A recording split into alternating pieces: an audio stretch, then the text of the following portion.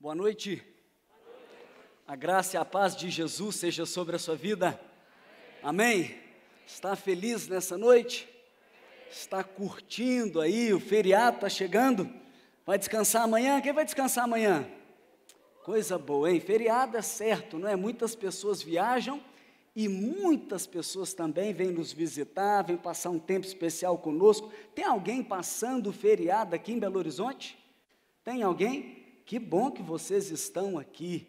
Mais uma vez, sejam bem-vindos. Eu estou feliz demais porque a minha família veio, minha mãe está ali, meu irmão. Espero que meu outro irmão esteja por aí também. É sempre bom receber pessoas na nossa casa, não é?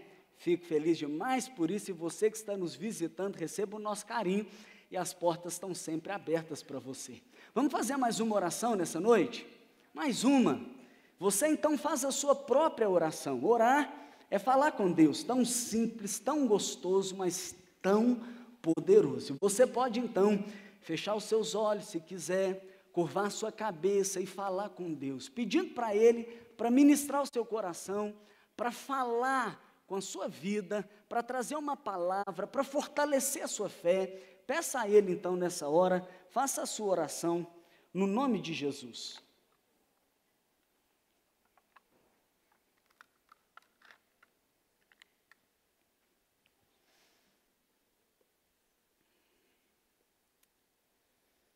Pai querido, amado, muito obrigado por essa noite, por esse tempo aqui que temos, reunidos como igreja, para louvar o Seu nome, para escutar a Tua palavra, para fortalecer a nossa fé, para receber instrução do Senhor. Nós pedimos, Pai querido, fale ao coração de cada um, que ninguém saia daqui sem ter a convicção de que escutou a voz do Senhor. Eu peço, Pai, nessa noite, fortaleça a fé dos meus irmãos.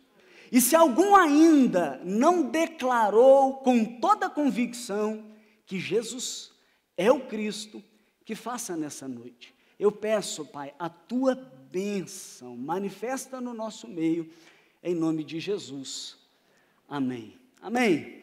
Abre então a sua Bíblia em Mateus, capítulo 16, Mateus no capítulo 16, nós vamos ler um trecho a partir do verso 13.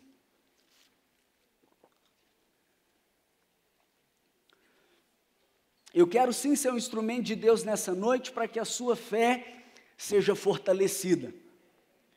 Eu quero sim ser um instrumento nessa noite para que você não tenha nenhuma dúvida a respeito da talvez a pergunta mais importante que se possa fazer nessa terra, em que a Bíblia ela é incisiva na sua resposta. É a pergunta que durante todo esse mês nós estamos fazendo nas nossas células: quem é Jesus? Quem é Jesus? Se Jesus então perguntasse para você, quem eu sou, o que você diria? Ou talvez na sua célula, quem não participa é nosso convidado. Toda semana nós nos reunimos nas casas, são as nossas células, somos uma igreja em célula. Na nossa célula nós estamos fazendo essa pergunta durante todo o mês de outubro.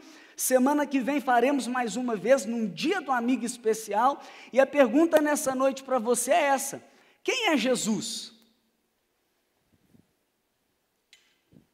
Essa foi a pergunta que Jesus, quando ele chegou ali na região de Cesareia de Filipe, ele pergunta aos seus discípulos, no verso 13, ele diz para os discípulos: quem os outros dizem que o Filho do Homem é?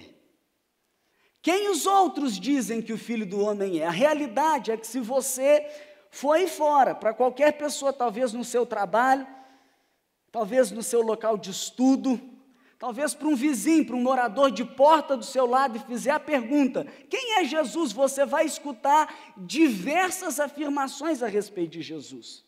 Já escutou alguma engraçada?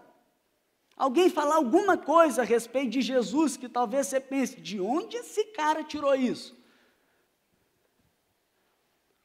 Uma vez eu perguntei para uma pessoa, escutei algo do tipo assim, é um hippie, muito doido que andou por aí. Quem é Jesus para você? Jesus, ele pergunta para os discípulos e eles então respondem. Diz no verso 14, eles responderam. Alguns dizem que é João Batista, outros Elias, ainda outros Jeremias ou um dos profetas. Eu imagino que Jesus não ficou tão satisfeito com a resposta, mas ele também querendo saber a resposta pessoal de cada um dos discípulos, daqueles que andavam com ele, e ele então vira para os discípulos e pergunta, e vocês? E é isso que ele está fazendo nessa noite, é isso que eu, como, sem dúvida, um instrumento de Deus, estou te perguntando nessa noite, e você? Porque essa resposta, ela é muito pessoal, não é verdade? É óbvio que ele tem algo a dizer ao seu respeito e a Bíblia deixa algo claro para nós, mas cada um tem que responder essa pergunta.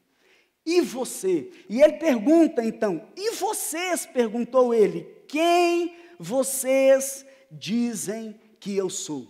Ele pergunta para todos. Simão Pedro, num passo de ousadia, ele então respondeu, Simão Pedro, tu és o Cristo, o Filho do Deus vivo. Imediatamente, Jesus, ele diz para Simão Pedro, feliz é você. Agora acertou. Feliz é você, Simão, filho de Jonas, porque isto não lhe foi revelado por carne ou sangue, mas por meu Pai que está nos céus. Eu poderia continuar lendo esse texto, sem dúvida, muitos ensinamentos para nós, mas eu quero parar aqui e mais uma vez fazer essa pergunta. E para você, quem é Jesus? Responder essa pergunta apropriadamente, talvez seja a coisa mais importante, a resposta mais importante que você deva dar na sua vida. Quem é Jesus? Quem é esse que marcou a história? Quem é esse que nós podemos dizer que estamos no dia 1º de novembro de 2015? Marcou a história entre antes de Cristo e depois de Cristo. Quem é esse?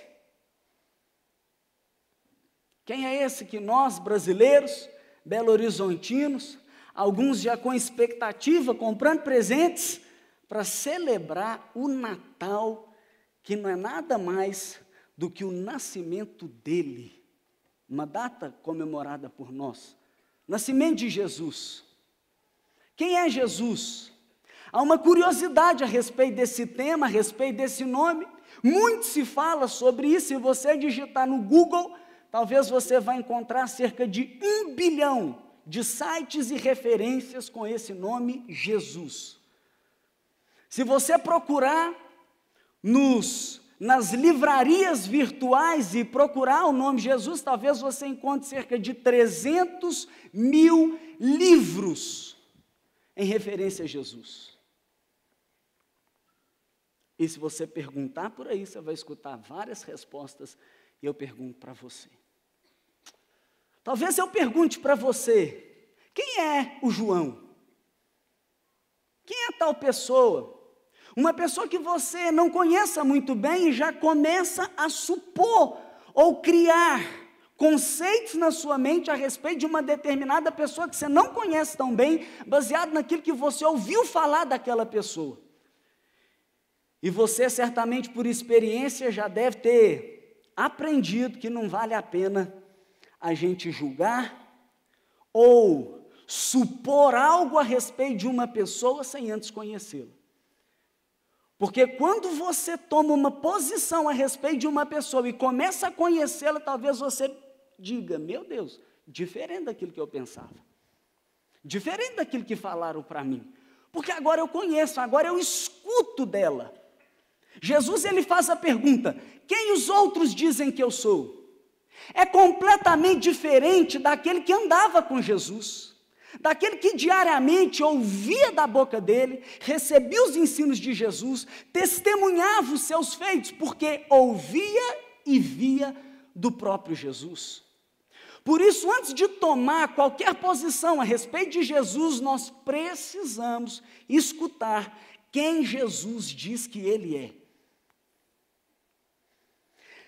Então, depois de ter escutado quem Jesus afirma ser, você pode tomar suas conclusões, seja qual você quiser.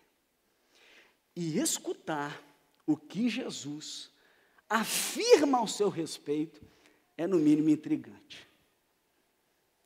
Na verdade, eu digo que é poderoso demais. Porque as afirmações que Jesus faz ao seu respeito não são qualquer afirmações.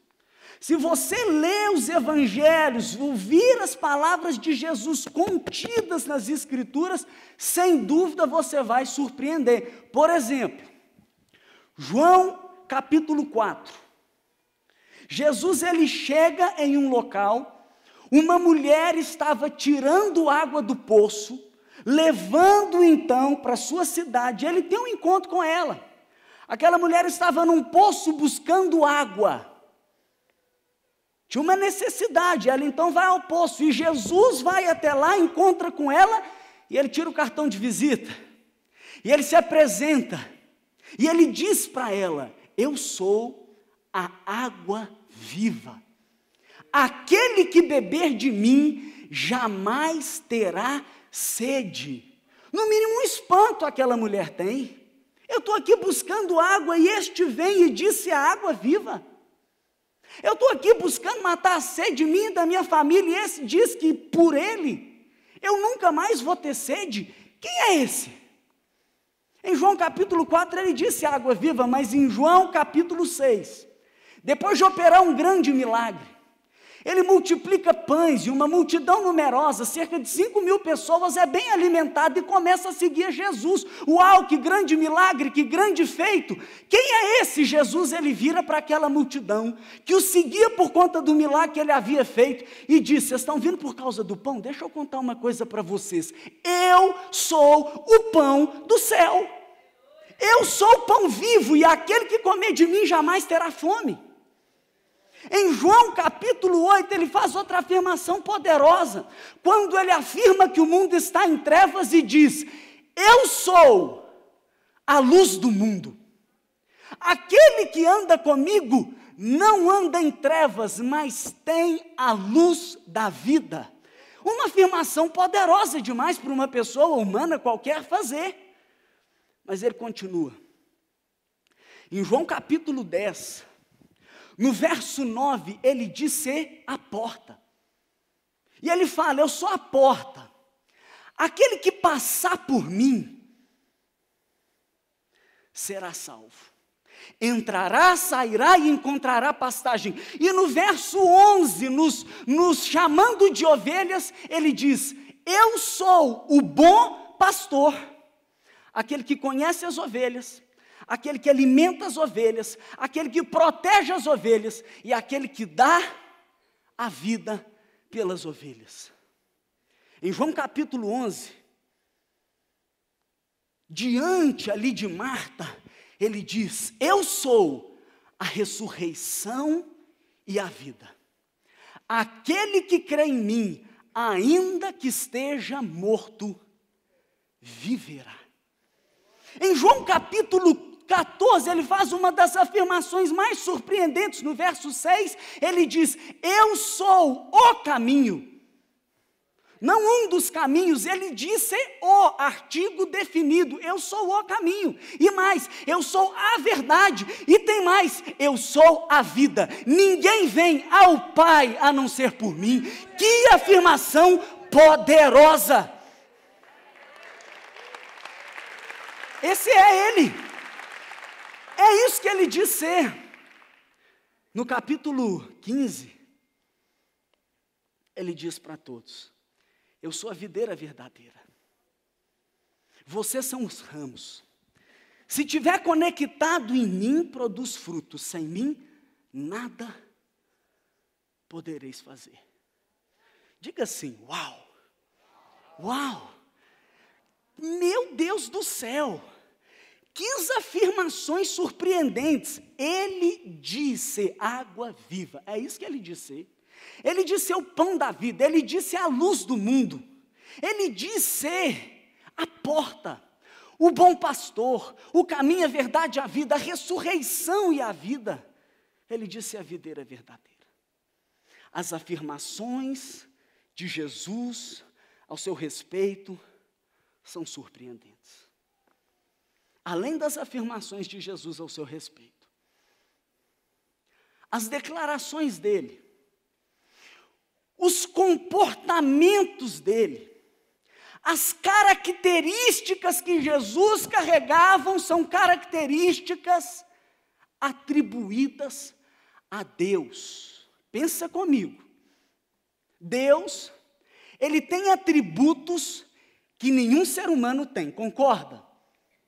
Um dos atributos que Deus tem e que nenhum ser humano na face da terra tem é que ele é onipresente. Isso significa que o nosso Deus, ele tem a capacidade de estar em todos os lugares ao mesmo tempo. O nosso Deus, ele também afirma ser onisciente. E significa que ele tem a capacidade de saber todas as coisas. E o nosso Deus também afirma ser onipotente, significando que ele tem todo o poder. As declarações de Jesus, elas são tão fortes, e o comportamento de Jesus são tão intrigantes, que ele, com as suas declarações, exemplos e atitudes, se dizia ser onipresente. Em Mateus 18, 20, quando Jesus estava ensinando a respeito de como lidar com as ofensas dos irmãos, ele diz assim: onde estiver 2 ou 3, ou 2 ou mais, reunidos em meu nome, eu estou ali no meio deles. Em Mateus 28, 20, depois de Jesus dar a grande comissão, a ordem para os discípulos dele sair por todo mundo anunciando quem ele era, anunciando que a salvação estava nele, ele diz: e eu estarei com vocês até o fim dos tempos. Jesus afirmava ser onipresente. Em João capítulo 8,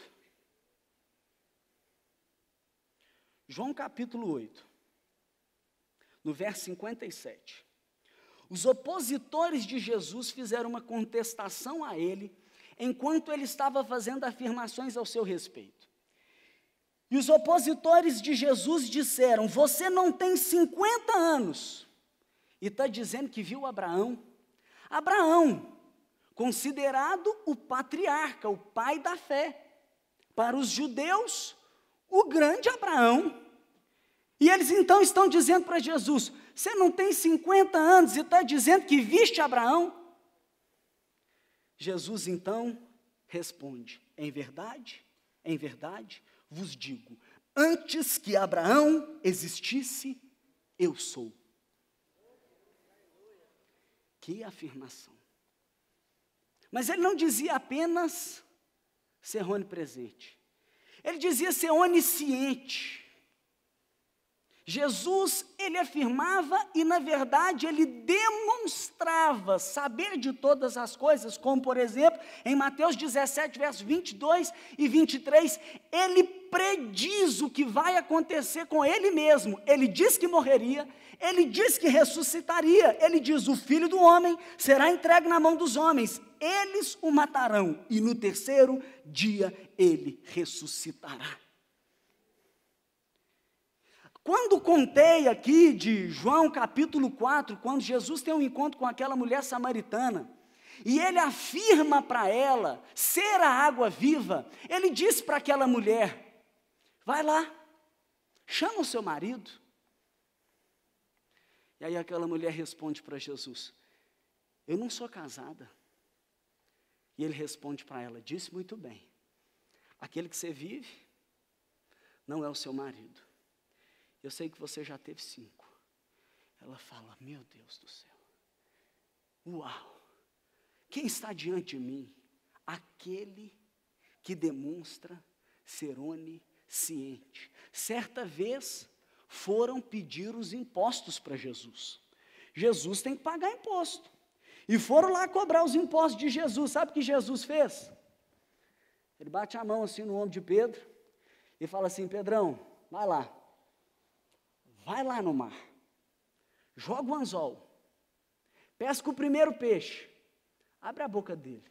Você vai tirar uma moeda de 4 dracmas, vai pagar o meu imposto e o seu. Ele foi o mesmo que virou para Pedro e falou: antes que o galo cante, você me negará 3 vezes. E ele foi aquele que antes que Judas o traísse, ele disse que ele o trairia. Jesus demonstra ser onisciente. Jesus, ele também demonstra ser onipotente. Basta ler os evangelhos, basta conhecer a história de Jesus. Certa vez Jesus navegava com seus discípulos, em Mateus capítulo 8, versos 26 e 27, e começa a vir aquela tempestade, e Jesus então pergunta para eles: por que vocês estão com tanto medo, homens de pequena fé? Jesus então se levantou, repreendeu os ventos, o mar, e fez completa bonança. Os homens ficaram perplexos e diziam: quem é este que até os ventos e o mar lhe obedecem? Em Lucas, capítulo 7, versos 14 e 15, Jesus está entrando numa cidade chamada Naim. E lá está uma viúva, e muitos carregando o caixão. Não era do seu marido, pois já tinha falecido, e era o seu único filho que estava naquele caixão. Jesus vai então, toca naquele caixão e diz para o jovem que estava lá: levanta-se. Aquele jovem se levantou, eles conversaram e ele entregou a sua mãe. Jesus demonstrava ser onipotente, ressuscitou mortos, acalmou tempestades, multiplicou pães, expulsou demônios, fez cego ver, fez paralítico andar, fez um leproso ficar limpo. Jesus curava enfermos, Jesus transformava água em vinho. Ele demonstrava ter características e atributos divinos. Ele era onipotente, onisciente, onipresente. Mais do que isso ainda, as afirmações de Jesus ao seu respeito são tão fortes, que ele declarava ser única fonte de salvação e de vida eterna. Ele disse em João 14,6, eu sou o caminho, a verdade e a vida. Não tem jeito. Ninguém vai ao Pai, ninguém, a não ser por mim. Salvação é só comigo. Ele declarou: eu sou a ressurreição e a vida. Aquele que crê em mim, ainda que esteja morto, viverá. Ele disse também, quando afirmava ser a porta: aquele que passar por mim será salvo. Jesus, ele afirmava ser única fonte de salvação e vida eterna. Também afirmava ser a única fonte para que o ser humano receba perdão para os seus pecados. Marcos capítulo 2, abre a sua Bíblia lá, vai lá, Marcos capítulo 2.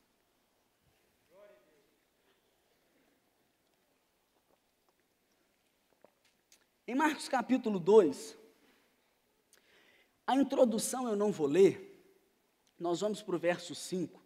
É quando os amigos de um paralítico o carregam e o levam até Jesus. E como tinha uma multidão, eles então vão pelo telhado e desce aquele paralítico na maca até Jesus. E no verso 5 diz: vendo a fé que eles tinham, Jesus disse ao paralítico: filho, os seus pecados estão perdoados. Estava ali sentado alguns mestres da lei, raciocinando em seu íntimo: por que esse homem fala assim? Ele está blasfemando. Quem pode perdoar pecados a não ser somente Deus? Jesus percebeu logo em seu espírito que era isso que eles estavam pensando e lhe disse: por que vocês estão remoendo essas coisas em seus corações? O que é mais fácil dizer ao paralítico: seus pecados estão perdoados, ou levante-se e pegue a sua maca e ande? Mas para que vocês saibam que o Filho do Homem tem na terra autoridade para perdoar pecados, disse ao paralítico: eu lhe digo, levante-se, pegue a sua maca e vá para casa. Ele se levantou, pegou a maca, saiu à vista de todos. Estes ficaram atônitos e glorificaram a Deus, dizendo: nunca vimos nada igual. A realidade é que nós só podemos perdoar pecados cometidos contra nós.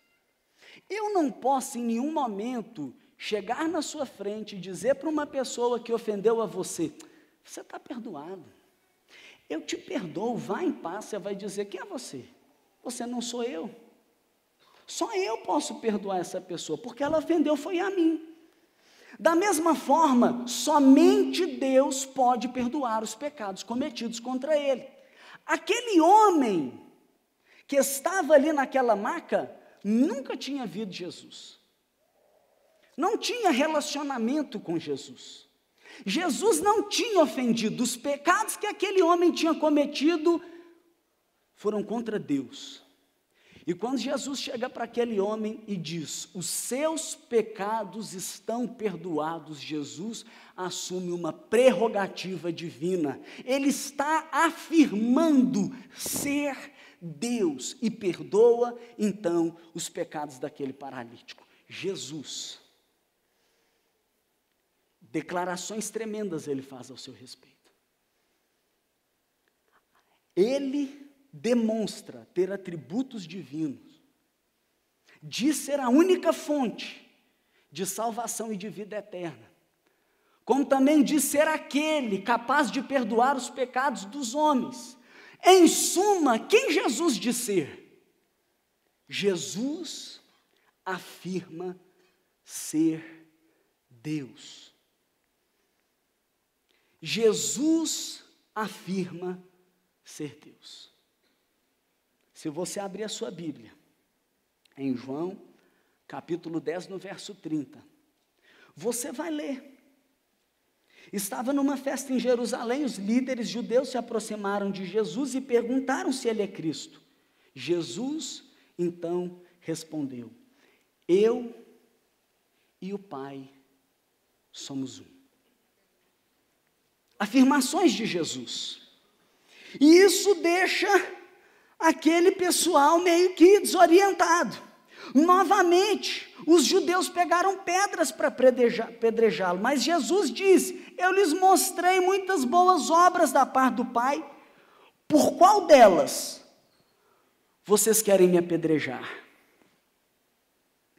Responderam os judeus: não vamos apedrejá-lo por nenhuma boa obra, mas pela blasfêmia, porque você é um simples homem e se apresenta como Deus. Jesus, ele se apresentou como Deus, e foi por conta disso que ele foi julgado. Num tribunal, num julgamento, as pessoas são julgadas por aquilo que possivelmente elas fizeram, mas no tribunal em que Jesus foi julgado, ele foi julgado não por aquilo que ele fez, mas por aquilo que ele disse ser. E você pode acompanhar o tribunal registrado em Marcos 14, no verso 60 a 62, eu vou lendo aqui. O sumo sacerdote levantou-se diante deles e pergunta a Jesus: você não vai responder à acusação que lhe fizeram? Jesus permaneceu em silêncio e nada respondeu. Outra vez o sumo sacerdote lhe perguntou: você é o Cristo, o Filho do Deus bendito? E no verso 62, Jesus ele diz: sou. E disse Jesus: vereis o Filho do Homem, assentado à direita do Poderoso, vindo com as nuvens do céu. Ele faz alusão a uma profecia de Daniel capítulo 7, versos 13 e 14, que afirma que o Messias viria nas nuvens do céu, exercendo autoridade sobre os povos da terra. As afirmações de Jesus são poderosas demais.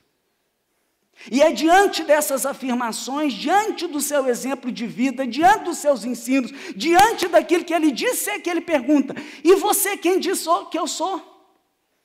Agora, baseado no que Jesus diz que ele é, você tem que fazer a sua resposta. Pedro não bobeou. Ele já logo respondeu: eu creio. Eu creio.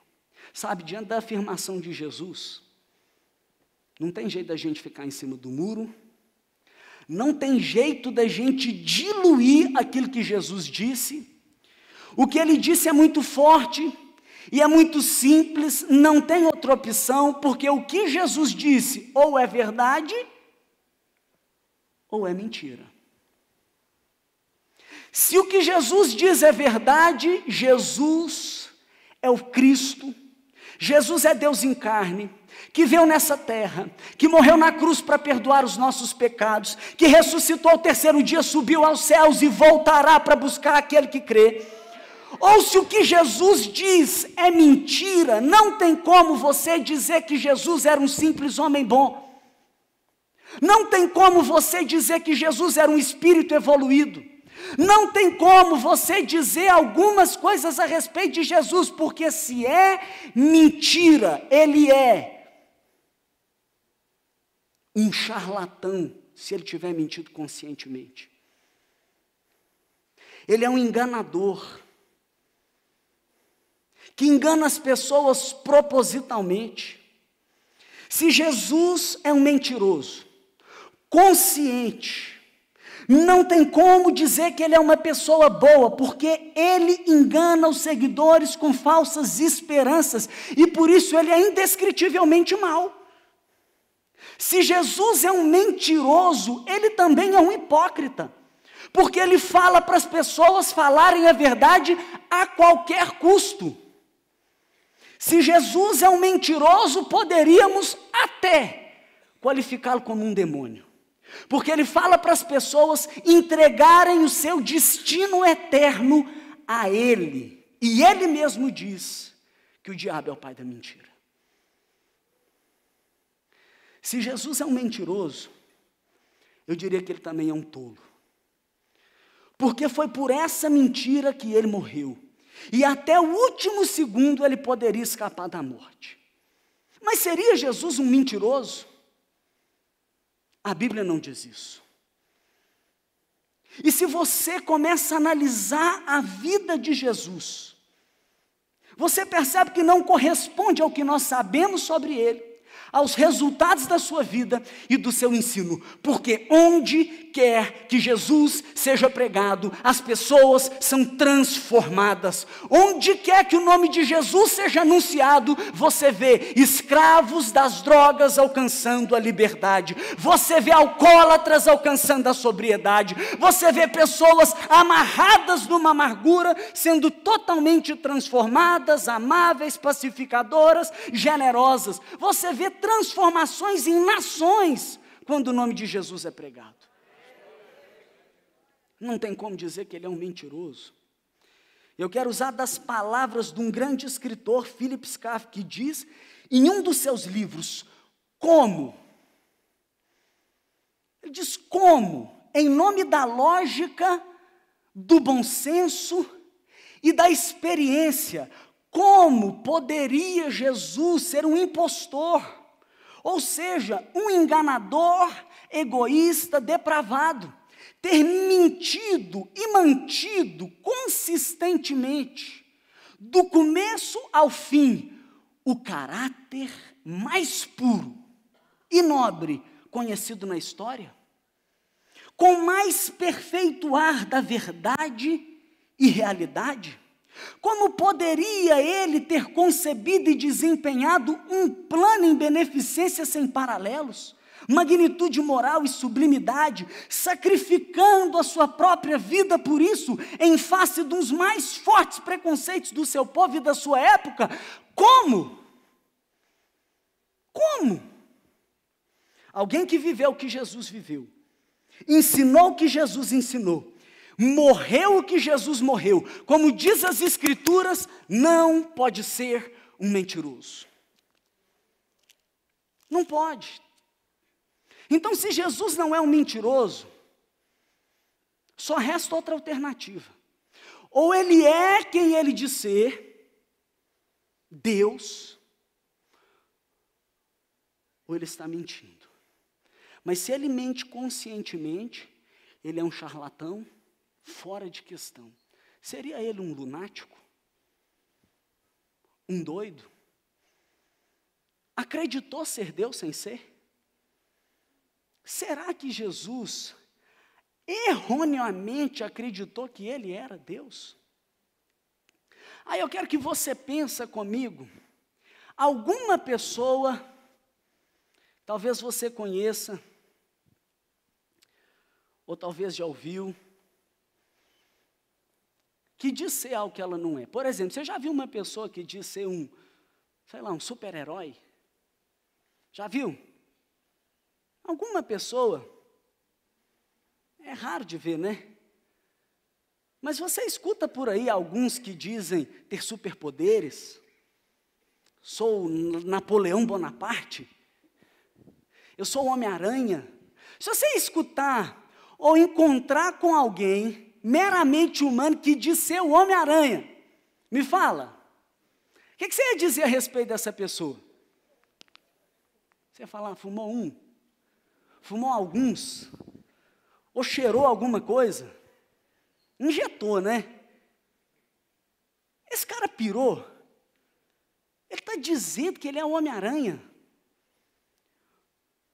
Quando uma pessoa afirma categoricamente de ser algo, diz que ela é algo que ela não é, os psiquiatras de plantão vão perceber certamente um distúrbio naquela pessoa.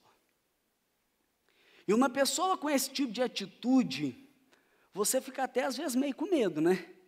Fala, o que é isso? Está achando que é o Homem-Aranha?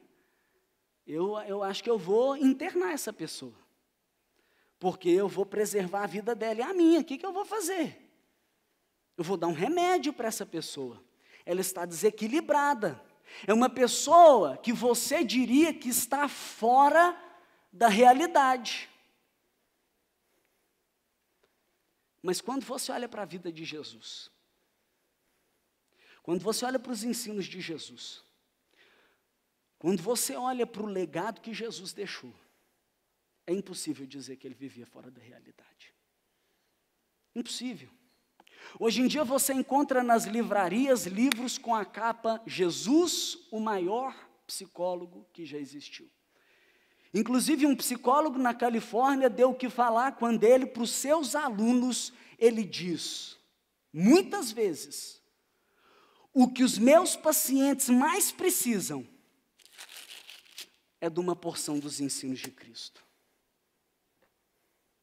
Você encontra, por exemplo, um psiquiatra chamado Augusto Cury, que não escreve um, mas uma série de livros, analisando a inteligência de Cristo.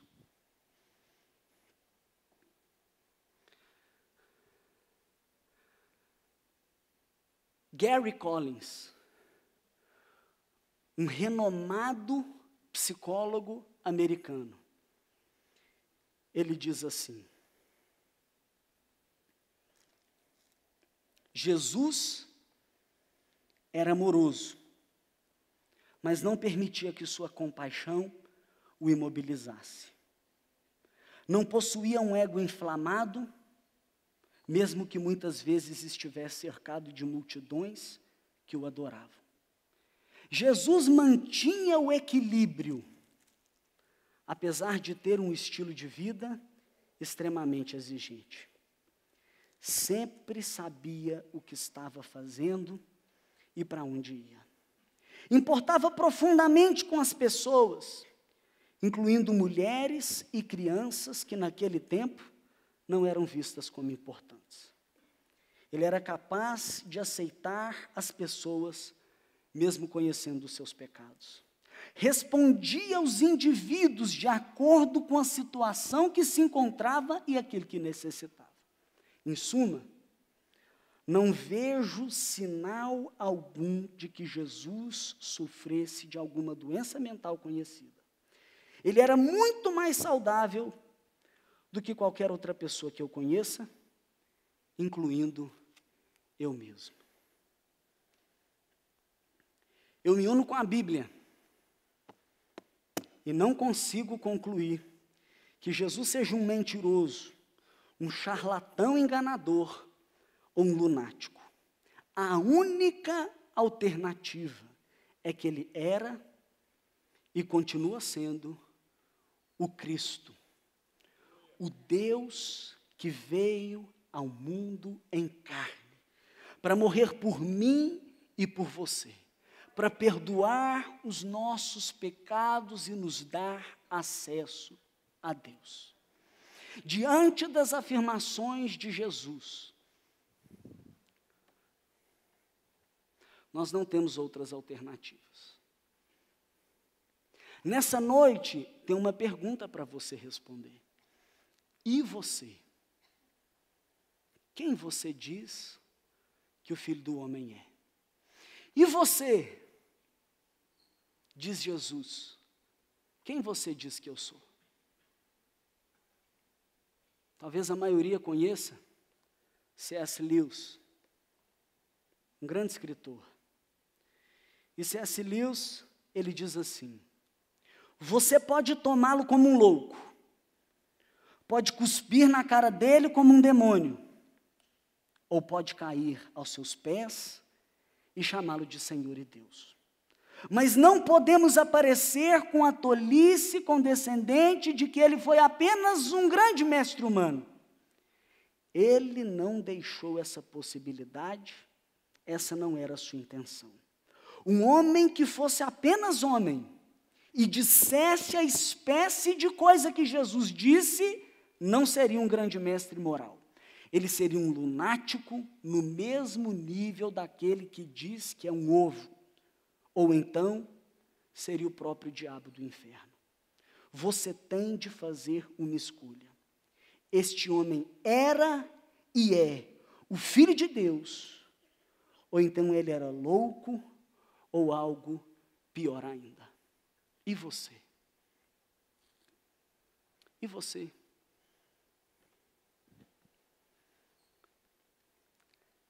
Quem você diz que o Filho do Homem é? Quem é Jesus? A Bíblia, ela não nos deixa outra opção. Ela é categórica em afirmar, do começo ao fim, quem é Jesus. Talvez você não entenda a importância do seu endereço. Você tem um endereço? Você já reparou que em muitos sites você precisa registrar o seu endereço? Se você já foi para fora do país, você já percebeu que você não consegue entrar em nenhum país sem passar o seu endereço? Sabe por que você tem um endereço? E por que esse endereço, na verdade, ele é tão importante? Porque esse endereço separa você de bilhões de pessoas na face da terra. O nosso Deus, Ele deixou registrado um documento histórico que contém detalhes riquíssimos do endereço do rei, Messias e Salvador da humanidade. O Antigo Testamento ele foi escrito num período de cerca de 1000 anos. Deus usou mais de 40 pessoas para escrever o Antigo Testamento. No Antigo Testamento você encontra 60 profecias principais a respeito do Salvador que viria ao mundo. 60 principais. Essas 60 tem mais 270 ramificações falando a respeito da vinda desse Salvador. A última profecia, o último detalhe desse endereço que foi registrado foi há cerca de 400 anos antes de Jesus nascer. E essas profecias contêm detalhes como a sua linhagem, o seu nascimento, o local, o modo, aquele que seria o seu percursor, como uma voz no deserto. A profecia fala de um traidor, e chega a dizer detalhes, que seria um amigo, que seria por 30 moedas de prata, e que seria lançado no chão do templo.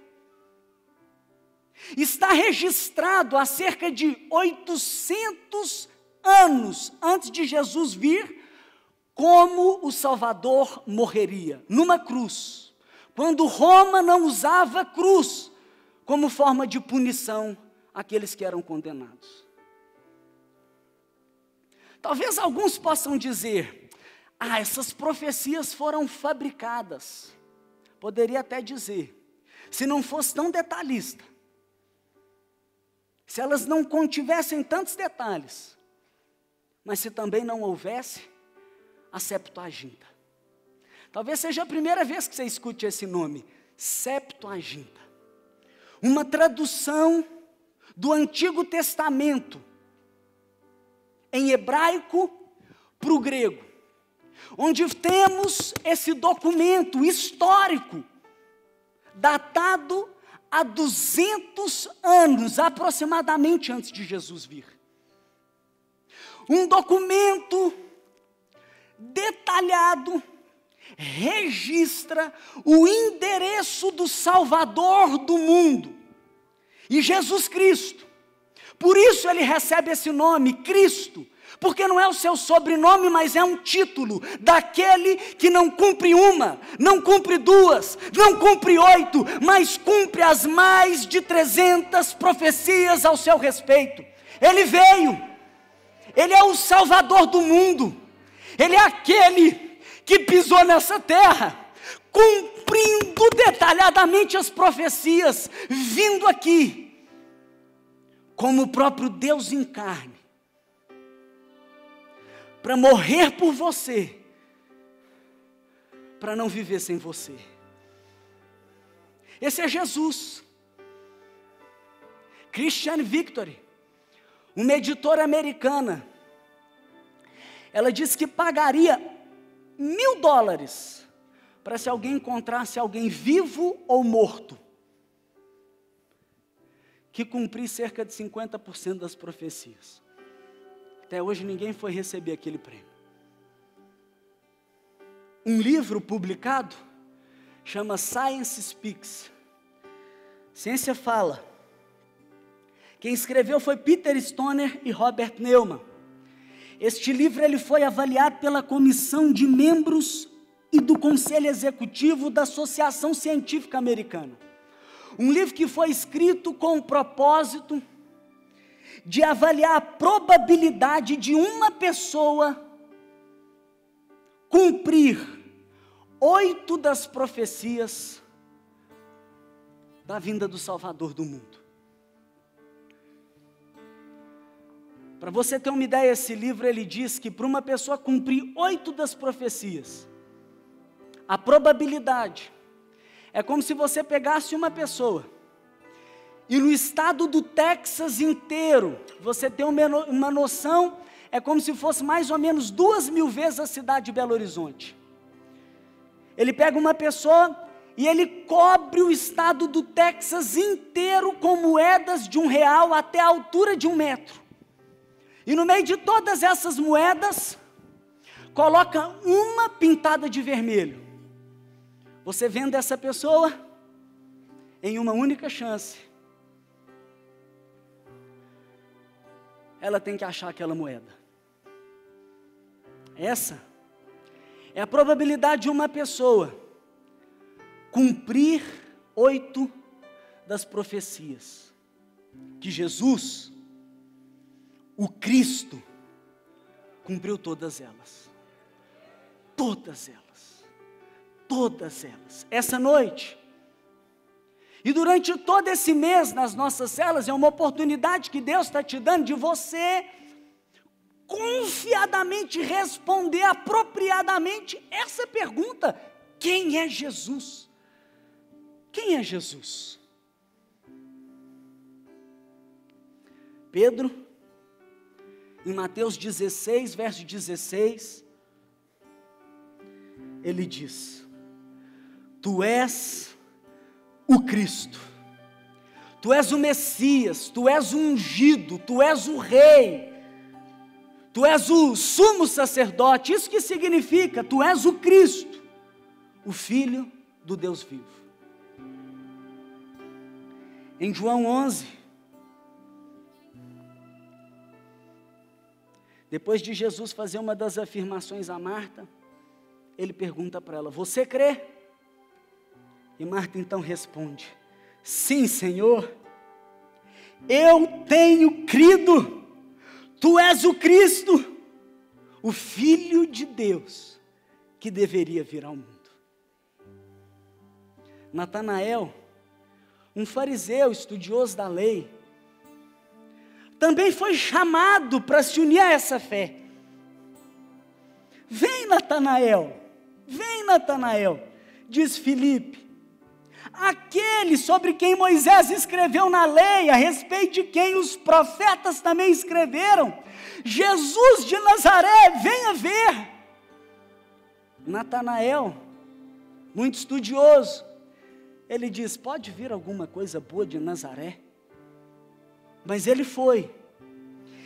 E quando ele viu Jesus, e a primeira palavra de Jesus a ele, Natanael então declarou: mestre, tu és o Filho de Deus, tu és o Rei de Israel. Quer se juntar a Pedro? Quer se juntar a Marta? Quer se juntar a Natanael? Ou se juntar a Tomé, aquele que precisou vê-lo ressurreto, mas ele não teve dúvidas, quando viu Jesus, declarou em João 20, 28, Senhor meu e Deus meu. Neste mesmo texto, no verso 31 de João 20, diz que estes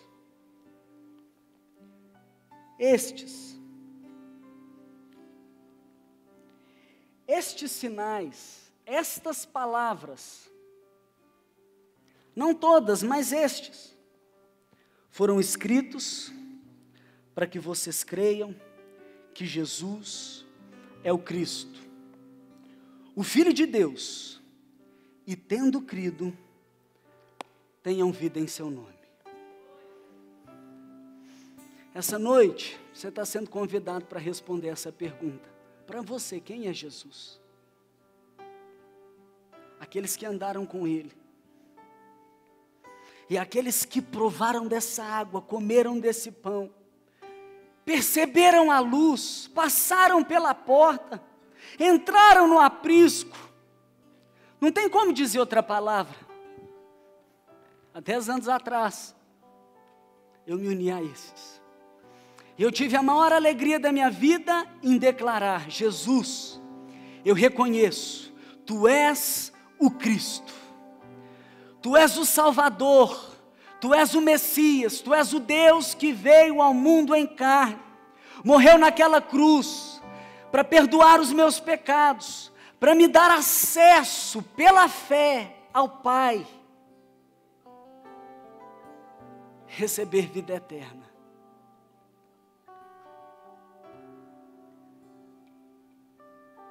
Quem é Jesus para você? Se você quer se juntar conosco e declarar sua fé, e reforçar a sua fé a Ele, declarar: Jesus, Tu és o Cristo, Jesus, Tu és Deus, o meu Deus. Eu quero te convidar a ficar de pé, e nós vamos cantar essa música, concluindo esse culto, e fazendo a nossa declaração a Jesus, que Ele é, e continua sendo, o único Deus verdadeiro, o nosso Senhor e o nosso Salvador. Se você concorda, diga: Jesus, Tu és o Cristo, Deus meu e meu Deus, eu confio em Ti. Amém.